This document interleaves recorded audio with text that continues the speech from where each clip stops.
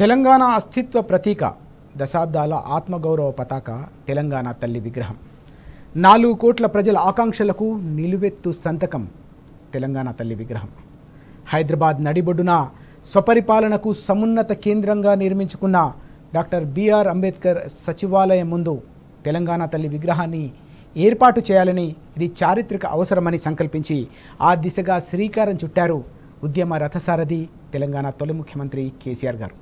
కానీ నేడు అధికారంలోకి వచ్చిన కాంగ్రెస్ సర్కారు రాగానే తెలంగాణ తల్లి స్థానంలో రాజీవ్ గాంధీ విగ్రహాన్ని ఏర్పాటు చేసేందుకు ఏర్పాట్లు చేస్తోంది. ఇదే అంశంపై ఇవాళ మనం ప్రత్యేకమైన చర్చను చేపట్టినాం. ఇవాళ చర్చలో మనతో పాటు జాయిన్ అవుతున్నారు ప్రముఖ కవి, గాయకులు, అలాగే ఎమ్మెల్సీ దేశ్పతి శ్రీనివాస్ గారు. శ్రీనివాస్ గారు నమస్తే. నమస్తే సీతారామరాజు గారు. దేశ్పతి గారు, మనం చూసాం తెలంగాణ ఉద్యమంలో దశాబ్దాల ఆకాంక్షకు ప్రతీకగా ఉద్యమ ఆకాంక్షలకు ప్రతీకగా తెలంగాణ తల్లి విగ్రహం ఏర్పాటు చేయాలి, సచివాలయం ముందు ఏర్పాటు చేయాలని నాటి ముఖ్యమంత్రి కేసీఆర్ గారు సంకల్పించారు. తెలంగాణ సమాజం యావత్తు కూడా ఆనాడు హర్షం వ్యక్తం చేసిన సందర్భం.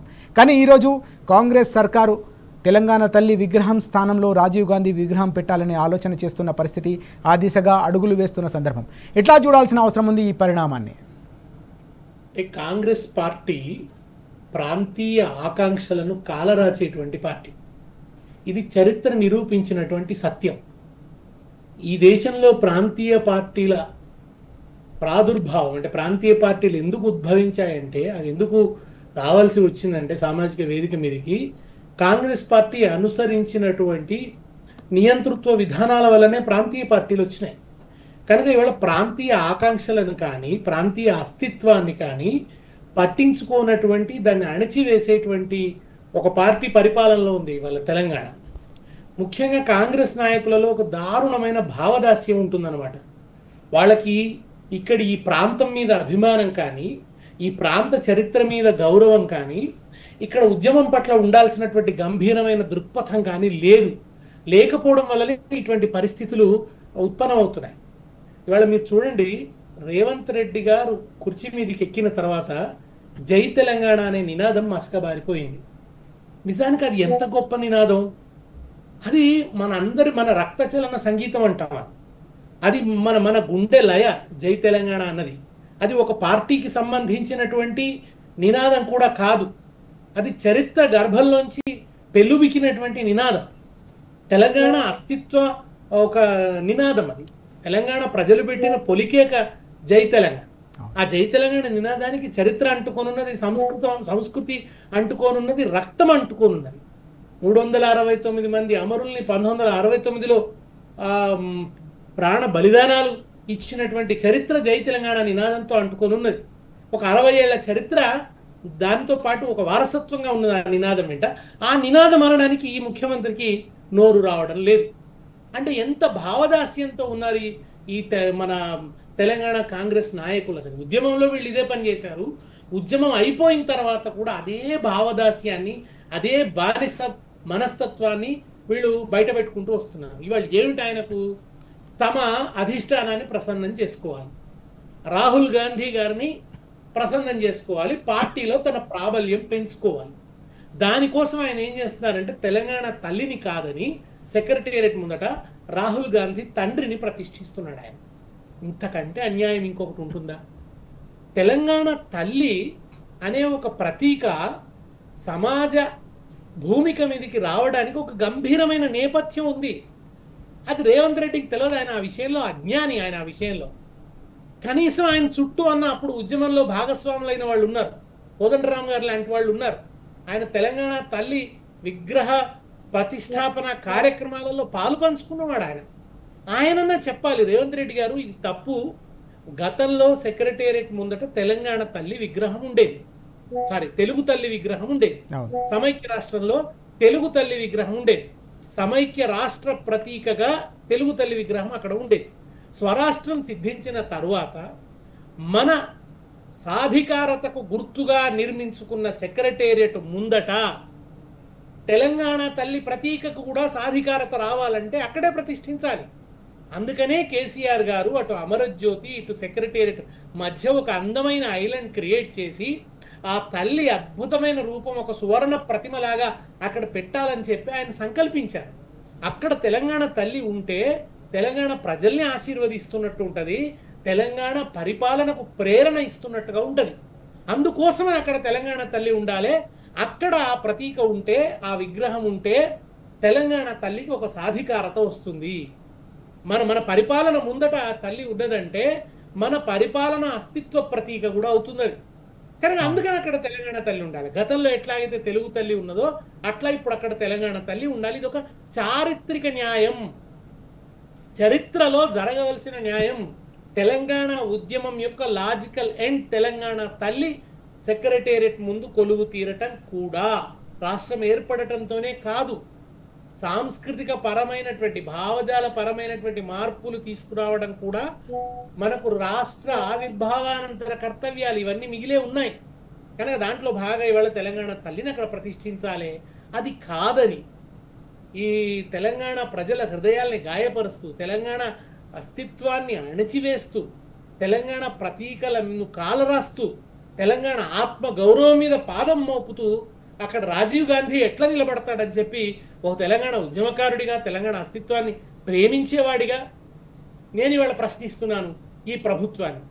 ఏం సంబంధం రాజీవ్ గాంధీకి తెలంగాణతో? ఏం సంబంధం? ఏ చారిత్రక అనుబంధం ఉంది? ఏ పేగు సంబంధం ఉంది? ఏ పరిణామంతో ఆయనకు సంబంధం ఉంది? అసలు తెలంగాణ ఉద్యమ కాలం నాటికి ఆయన బ్రతికి లేరు. 69 ఉద్యమం నాటికైతే ఆయన పసిపిల్లవాడు, ఆయనకు దాని గురించిన చరిత్రనే తెలియదు.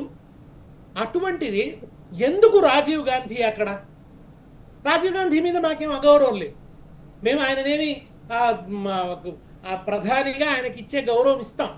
ఆయన విగ్రహం మరెక్కడన్నా పెట్టండి నగరంలో, కానీ సెక్రటేరియట్ ముందట తెలంగాణ తల్లి కోసం ఉద్దేశించినటువంటి చోట రాజీవ్ గాంధీని పెట్టడానికి మాత్రం ససేమిరా అంగీకరించం. ఇది నా ఒక్క మాట కాదు, రేపు మీరు పత్రికల్లో చూస్తారు, నా ఒక్కడి మాట కాదు.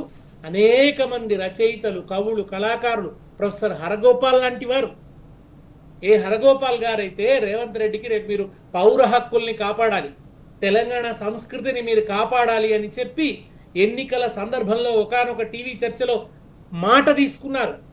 ఆ హరగోపాల్ గారు కూడా ఇప్పుడు చెప్తున్నారు మీరు అక్కడ పెట్టవలసింది తెలంగాణ తల్లి అని. నందిని సిద్ధారెడ్డి లాంటి ప్రముఖ కవులు చెప్తున్నారు. ఇంకా అనేక మంది, గోరటి వెంకన్న లాంటి వాగ్గేయకారులు చెప్తున్నారు.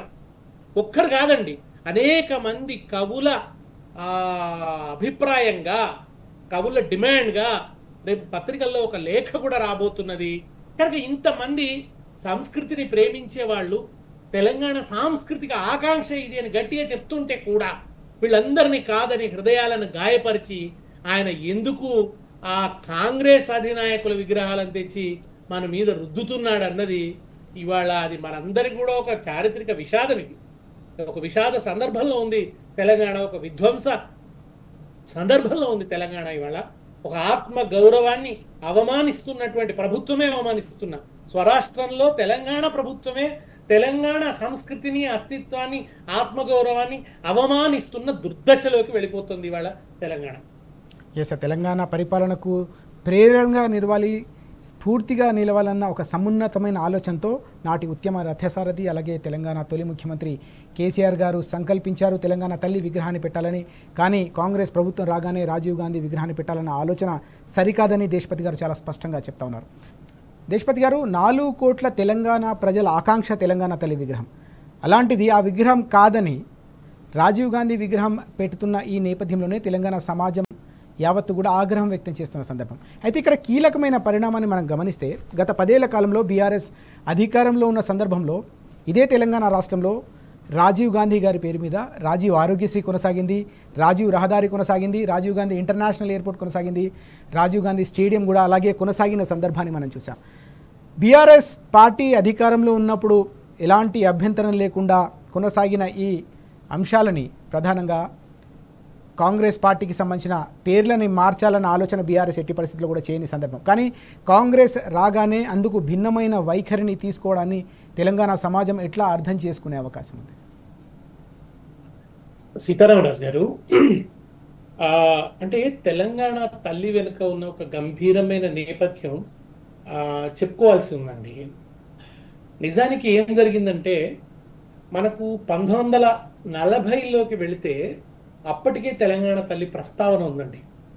దాశరథి గారు ఆ కోటి వెలుగుల బంగారు కొండ కింద పరుచుకున్నట్టి సరస్సు లోపల వసించి పొద్దు పొద్దున అందాల పూలు పూయు నా తెలంగాణ తల్లి కంజాతవల్లి అని అద్భుతమైన పద్యాలు రాశాడు తెలంగాణ తల్లి మీద. అట్లాగే రావెల వెంకటరామారావు గారి సుప్రసిద్ధ గీతం అందరికీ తెలిసిందే. భూగర్భమున గనులు పొంగి పారే నదులు శృంగార వనతతుల సింగారముల పంట నా తల్లి తెలంగాణరా, నా తల్లి తెలంగాణరా, వెలగేని నందనోద్యానమురా, నా తల్లి తెలంగాణరా, వెలలేని నందనోద్యానమురా అని రావెళ్ళ వెంకటరామారావు గారు పాడారు. ఇప్పుడు రాష్ట్ర గీతం అని ప్రకటించారు కదండి అందశ్రీ గారి గీతం, అది కూడా తెలంగాణ తల్లిని ప్రస్తుతించేటువంటి పాటనే. జయ జయ హే తెలంగాణ జనని జయ కేతనం. తెలంగాణ జనని అంటే ఎవరు? తెలంగాణ తల్లే కదా.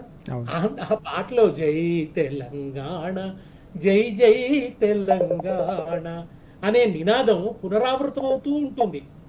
అటువంటిది ఆ తర్వాత మీకు గోరటెంకన్ గారు రాశారు, తల్లి తెలంగాణమ తను వెళ్ళామా గానమ గానమ నా ప్రాణమ తెలంగాణమ జనగానమ. నేను రాసినాను పాట, జయ జయోస్తు తెలంగాణ జననీ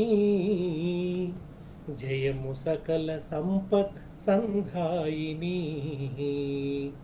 జయ భారత మాతృహృదయ రాగసుధా సంవర్ధిని జయ జయ జయ జయ జయ జయ జయ జయ జయము జగద్యశస్విని జయ జయోస్తు తెలంగాణ జననీ జయము సకల సంపత్ సంధాయిని అని నేను రాశాను. ఇట్లా అనేక మంది కవులండి తెలంగాణ తల్లిని ప్రస్తుతిస్తూ రాశారు పాట. ఎందుకు చెప్తున్నానంటే గొప్ప భావోద్వేగం ఆ తల్లి చుట్టూ అల్లుకొని ఉంది. తర్వాత తెలంగాణ ఉద్యమ సందర్భంలో సమైక్యవాద ప్రతీకగా తెలుగు తల్లిని తెచ్చి ముందట పెట్టారు అప్పుడు ఉన్నటువంటి పరిపాలకులు.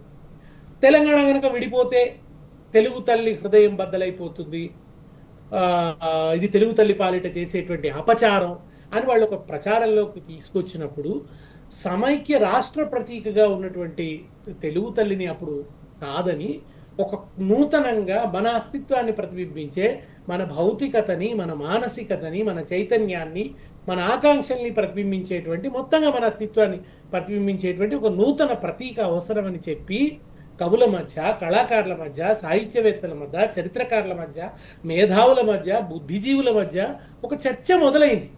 ఆ చర్చల పర్యవసానం, ఎందుకంటే మేము ఉపన్యాసాల్లో మాట్లాడేవాళ్ళం తెలంగాణ తల్లి ఎట్లా ఉండాలి, ఆ తల్లి చేతిలో జొన్న కర్రలు పట్టుకొని ఉండాలి.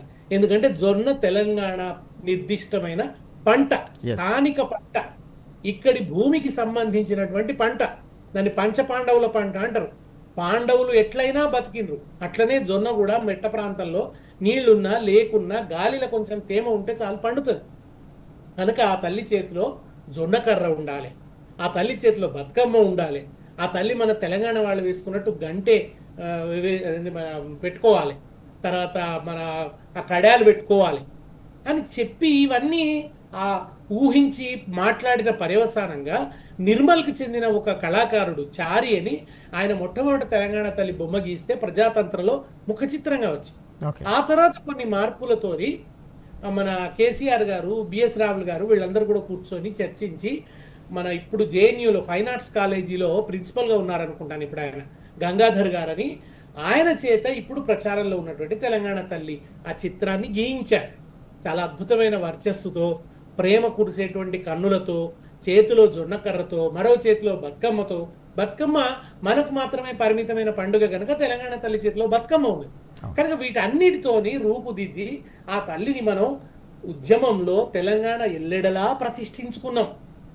ఇవాళ మనం కొత్త సెక్రటేరియట్ నిర్మించుకున్నాం స్వరాష్ట్రం కనుక దాని ముందట ఆ తల్లి కొలువు తీరడం అనేది నేను ఇంతకు ముందు చెప్పినట్టు ఒక చారిత్రక న్యాయం, ఒక కవితాత్మక న్యాయం, ఒక పొయిటిక్ జస్టిస్, ఒక హిస్టారికల్ జస్టిస్. అది జరగవలసి ఉంది.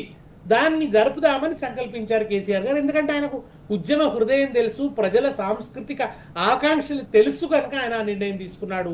ఆ ఆకాంక్షల పట్ల వైరుధ్యం ఉన్నటువంటి, ఆ ఆకాంక్షల పట్ల గౌరవం లేనటువంటి, ఆ ఆకాంక్షల పట్ల వ్యతిరేక మానసికత కలిగినటువంటి ముఖ్యమంత్రి వాళ్ళు వచ్చి కూర్చున్నాడు. ఈయనకు ఉద్యమంతో సంబంధం లేదు.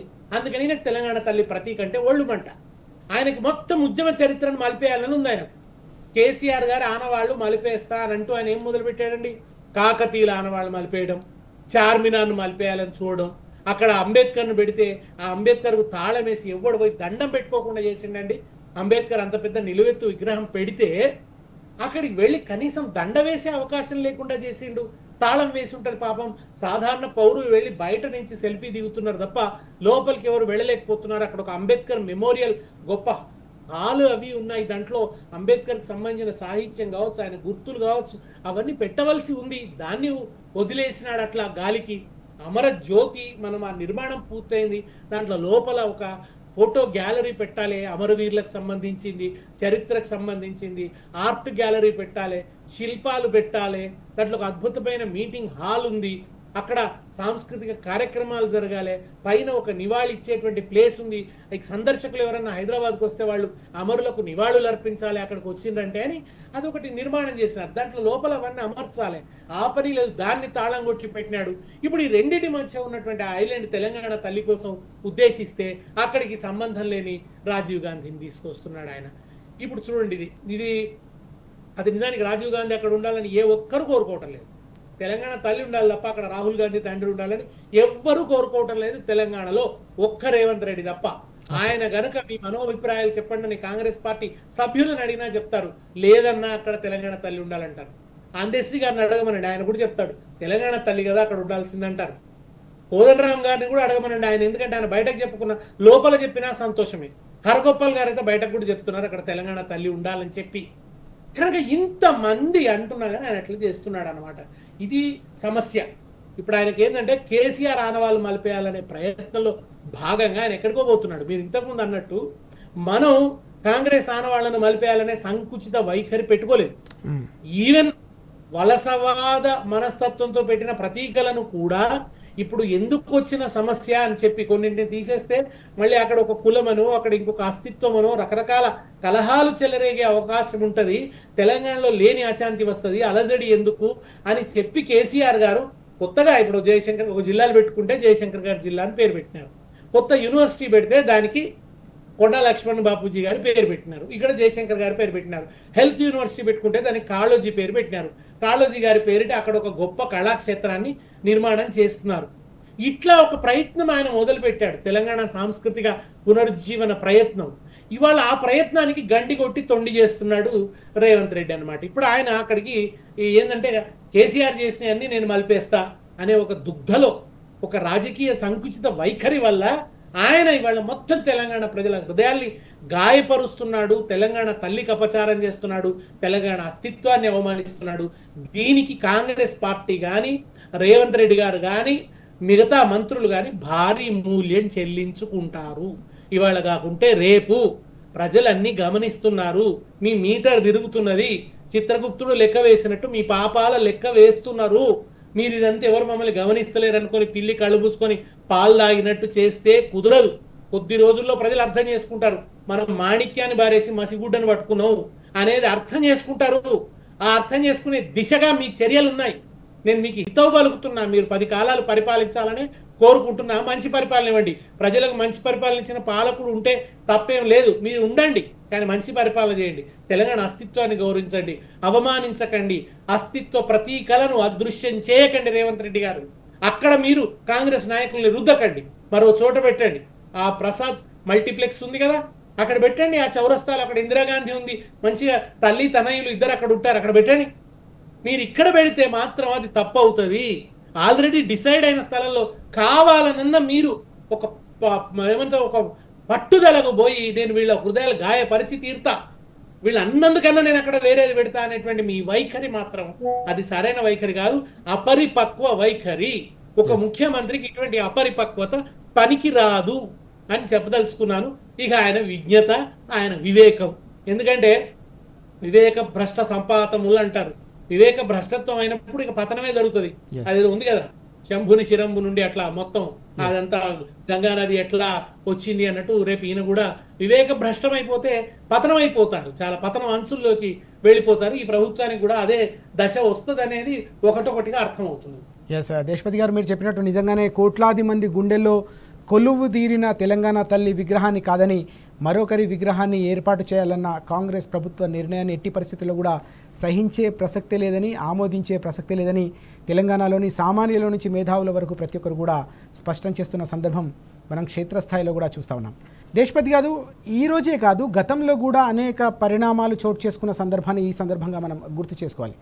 గతంలో 10 ఏళ్ల పాటు తెలంగాణను టీఎస్ అని పిలుచుకున్న పరిస్థితి, ఆ తర్వాత దాన్ని కాంగ్రెస్ రాగానే టీజీకి మార్చిన ప్రయత్నం చేసిన సందర్భాన్ని మనం చూసాం. ఆ తర్వాత అనేక కీలకమైన అంశాల్లో భాగంగా అధికారిక చిహ్నం, గతంలో తెలంగాణ ప్రతీకగా భావించే 2 కీలకమైన అంశాలు చార్మినార్ కావచ్చు, కాకతీయ కళాతోరణానికి సంబంధించి ఉన్న అధికారిక చిహ్నాన్ని కూడా మార్చే ప్రయత్నం, ఆ తర్వాత 33 జిల్లాలను కూడా కుదించాలన్న ఒక ప్రకటనను కూడా గతంలో మనం చూసాం. తాజాగా ఇప్పుడు ఏకంగా తెలంగాణ తల్లి విగ్రహానికి బదులుగా రాజీవ్ గాంధీ విగ్రహాన్ని పెట్టాలన్న ఆలోచన. వీటన్నిటినీ కూడా తెలంగాణ సమాజం ఎట్లా అర్థం చేసుకునే అవకాశం ఉందంటారు? అంటే నేను ఇంతకుముందు చెప్పాను కదండి, ఈయనకి చరిత్ర పట్ల సరైన స్పృహ కానీ, సంస్కృతి పట్ల సరైన అభిమానం కానీ, అన్నిటికీ మించి తెలంగాణ భూమి పట్ల, ఇక్కడి ప్రజల అస్తిత్వ ఆకాంక్ష పట్ల ఉండాల్సినటువంటి గౌరవం కానీ లేవు. అసలు ఉద్యమంలో కానీ, స్వరాష్ట్రం ఆవిర్భవించిన తర్వాత కానీ ఈయన నిర్వహించిన పాత్ర ఏమిటో మనం చూసినాం కదండి. ఉద్యమంలో ఏం చేసినారు ఆయన? ఇదే జేఏసీ నాయకులైనటువంటి కోదండరాం గారు, చంద్రబాబు నాయుడు గారు తెలంగాణలో పర్యటన చేస్తున్న క్రమంలో ఆయనను తెలంగాణ మీద తన స్పష్టమైన వైఖరి ప్రకటించాలని డిమాండ్ చేయండి అని జేఏసీ నుంచి ఒక పిలుపిచ్చారు. అప్పుడు జేఏసీ ఉద్యమకారులు ఆ చంద్రబాబు గారిని నిలదీయటానికి వెళతామంటే, వైఖరి స్పష్టం చేయమని అడుగుతామని ఉద్యమకారులు అంటే, ఎవడ్రా మా చంద్రబాబును ప్రశ్నించేది, ఎవడ్రా మా చంద్రబాబు నీడ తాకినా సరే నేను ఊరుకోను అంటూ రైఫిల్ తీసుకొని తెలంగాణ బిడ్డల్ని కాల్చి పారేస్తా అని చంద్రబాబు పక్షాన వచ్చినటువంటి నాయకుడు రేవంత్ రెడ్డి. తెలంగాణ ప్రజా ఉద్యమము, ప్రజల ఆకాంక్షలు, దాని వైపు దానికి అడ్డంకిగా నిలబడిన సమైక్య పాలకులు, ఆ పాలకుల మీద ఒత్తిడి ప్రయోగించి తెలంగాణ పట్ల ఒక సానుకూల వైఖరిని డిమాండ్ చేస్తున్నటువంటి వాళ్ళ మీదికి రైఫిల్ పట్టుకొని వచ్చాడంటే ఈయనకు తెలంగాణ పట్ల సానుకూలత ఉన్నట్ట, వ్యతిరేకత ఉన్నట్ట? వ్యతిరేకతతో వచ్చాడు. ఆ తర్వాత మీకు తెలుసు, డిసెంబర్ 9 ప్రకటన తర్వాత దాన్ని అడ్డగించడానికి తెలుగుదేశం పార్టీ కార్యాలయం కేంద్రంగానే ఈ రాజీనామాల ప్రహసనం జరిగింది. మీకు గుర్తుండే ఉంటుంది, ఏది సమైక్యవాద ఎమ్మెల్యేలు, మంత్రులు వీళ్ళంతా రాజీనామాల ప్రహసనం. మరి ఆ ప్రహసనం తెలుగుదేశం పార్టీ కేంద్రంగానే జరిగింది. ఆ రోజు ఆయన భాగస్వామి ఇవాళ ఉన్నటువంటి ఈ ముఖ్యమంత్రి గారు. తర్వాత రాష్ట్రం ఏర్పడ్డ తర్వాత ఆయన చేసింది ఏమిటి? పసిప్రాయంలో ఉన్నటువంటి ప్రభుత్వాన్ని పడగొట్టడానికి ఈ సమైక్యవాద శక్తుల కుట్రలో ఆయన భాగస్వామి అయ్యాడు. పైగా ఇదేమిటయ్యా ఇట్లా భాగస్వామి అయ్యావు, రెడ్ హ్యాండెడ్గా దొరికిపోయావంటే ఆయన నిసిగ్గుగా ఏమనంటే అది నా పాలిట మెడల్ అని ప్రకటించుకున్నాడు. దీన్ని ఏమంటారు చెప్పండి? ఈ వైఖరిని ఏమంటారు చెప్పండి? ఏదో కింద పడ్డా మీద పడ్డా అని ఏదో అంటారు తెలంగాణలో. సో అటువంటి ఒక వైఖరి అన్నమాట ఆయనది. ఆయన అది మాత్రమే కాకుండా నీళ్లు, నిధులు, నియామకాలు అనే నినాదం తెలంగాణ ఉద్యమంది కాదు, ప్రజలది కాదు, టీఆర్ఎస్ది అంటాడు.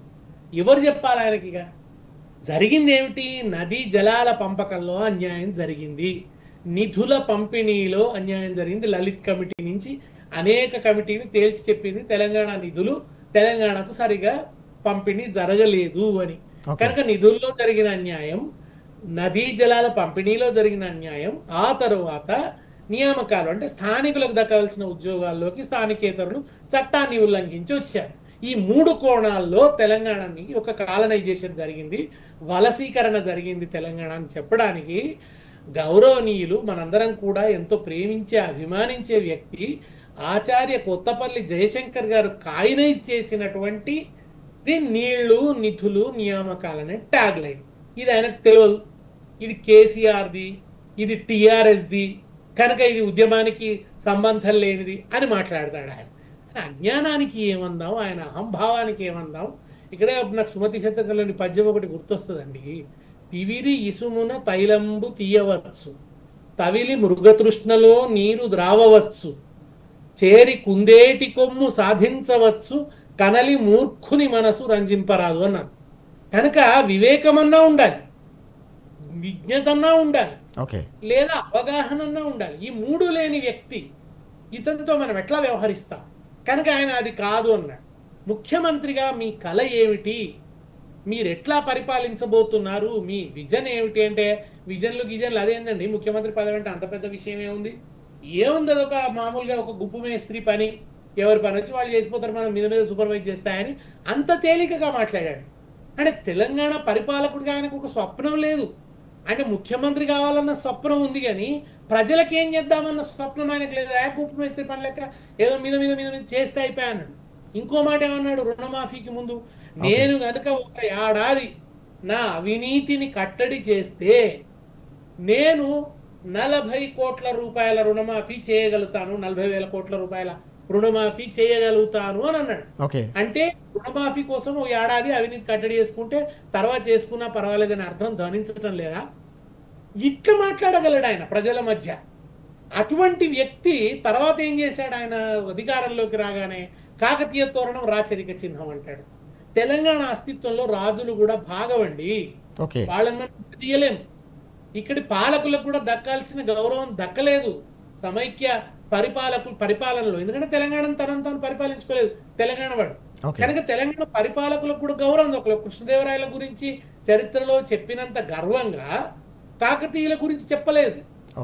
వాళ్ళ సందర్భంలో వచ్చిన, వాళ్ళ కాల యుగంలో వచ్చినటువంటి ఆ సాహిత్యాన్ని గురించి వివరించలేదు.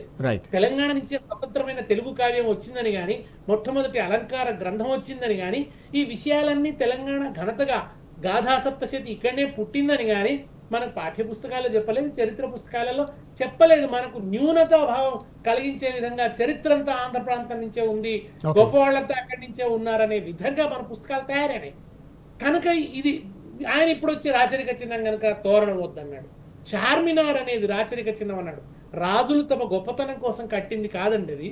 ప్లేగు వ్యాధి వచ్చి ప్రజలు మరణిస్తే వాళ్ళ గుర్తుగా కట్టారు. ఒక కరుణ రసార్ద్రమైన ప్రతీకాది చార్మినార్. తన 4 చేతులెత్తి అల్లాను ప్రార్థిస్తుంది చార్మినార్. తెలంగాణ ప్రజలు పదిలంగా ఉండాలి, క్షేమంగా ఉండాలని చెప్పి అటువంటి సామరస్య ప్రతీకను, సాంస్కృతిక ప్రతీకను, కరుణార్ద్రమైనటువంటి ప్రతీకను అవమానించిన పాపం ఈ రేవంత్ రెడ్డి గారిది అన్నట్టు. ఇట్లా ఒకటొకటిగా తర్వాత ఇంతకుముందు చెప్పినట్టు అంబేద్కర్ విగ్రహానికి అపచారం, ఇప్పుడు అమరజ్యోతిని అట్లా ఆయన మూలపడేశాడు. దాంట్లో ఏం జరగాలో అవేం ఆయన దాని గురించి ఆలోచించడం లేదు. ఇట్లా తర్వాత మొన్న అసెంబ్లీలో మహిళల పట్ల కించపరిచే విధంగా మాట్లాడడం. ఎక్కడ చూడండి మీరు ఆయన భాష చూడండి, ఆయన మాట్లాడుతున్న విధానం చూడండి. ఆమె పేగులు మెడలేసుకుంటా, లాగుల తొండలు వదులుతా, ఇవే పండబెట్టి తొక్కుతా, మొన్న కూడా ఏట్ల దుంకి చావు, ఏదో వయసులో ఉంటే పంది కూడా అందంగా ఉంటది, అధికారంలో ఉంటే ఏ నాయకుడు, అది మీకు కూడా వర్తిస్తుంది కదా రేవంత్ రెడ్డి గారు. మీరు మొన్న అమెరికాలో కూడా చిన్నపిల్లలు వేసుకున్నట్టు ఏదో హుడీసు ఇంకేమో రకరకాల టీషర్ట్లు వేసుకొని తిరిగిండ్రు. అక్కడ కూడా మేము కూడా అనుకోవచ్చు కదా, అధికారంలో ఉన్నప్పుడు ఎవరైనా అందంగా కనబడతారని.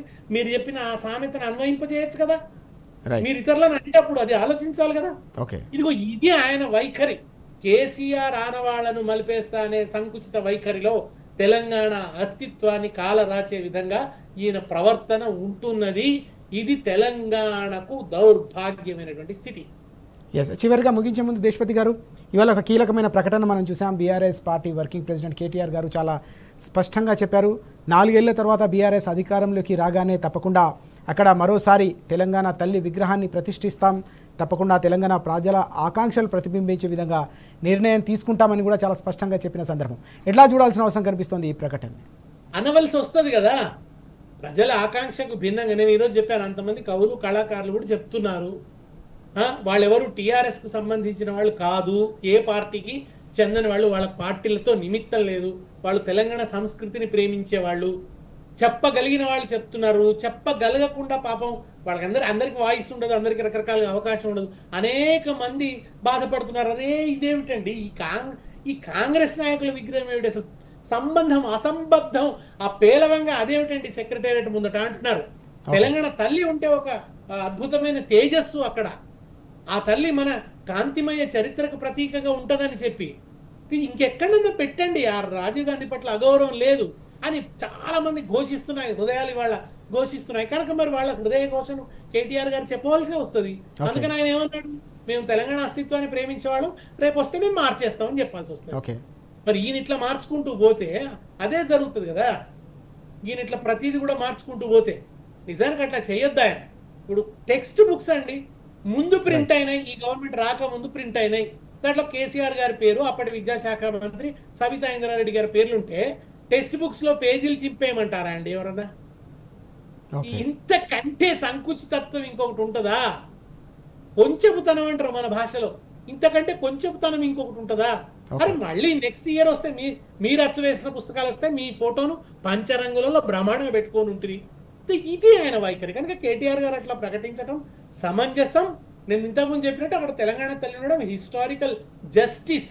తెలంగాణ హిస్టరీకి ఒక లాజికల్ ఎండ్, తెలంగాణ మూమెంట్కి ఒక లాజికల్ ఎండ్, తెలంగాణ ఆత్మగౌరవ ఆకాంక్షకు ఒక లాజికల్ ఎండ్. తెలంగాణ తల్లి విగ్రహ ప్రతిష్టాపన కూడా ఆయనే కాదు, ప్రతి తెలంగాణ వాది అదే అంటాడు. ఆ విషయంలో కేటీఆర్ గారికి అందరూ మద్దతు ఇస్తారు. ఎస్ దేశపతి గారు మీరు చెప్పినట్టు నిజంగానే తెలంగాణ ప్రజల అస్తిత్వ ప్రతీకగా నిలుస్తోంది తెలంగాణ తల్లి విగ్రహం. దశాబ్దాల కళా, దశాబ్దాల ఆకాంక్షకు, ఆత్మగౌరవ పతాకానికి ఒక నిలువెత్తు సంతకంగా తెలంగాణ తల్లి విగ్రహం ఉంటుంది. కాబట్టి సచివాలయం ముందు సమున్నతంగా తెలంగాణ తల్లి విగ్రహం ఉండాలి అని తెలంగాణ ప్రజలు కూడా కోరుకుంటున్నారు. ఈ క్రమంలోనే BRS party working president KTR గారు చేసిన ప్రకటన కూడా పూర్తిగా సమంజసమైన ప్రకటన. తెలంగాణ ప్రజలు కూడా రానున్న రోజుల్లో తప్పకుండా తెలంగాణ తల్లి విగ్రహం ఉండాలని కోరుకుంటున్నారని దేశపతి శ్రీనివాస్ గారు చాలా స్పష్టంగా చెప్తా ఉన్నారు. Thank you very much Deshapati గారు చర్చలో పాల్గొన్నారు. నమస్కారం. ఇది అంశంపై ప్రత్యేకమైన చర్చ. నమస్తే.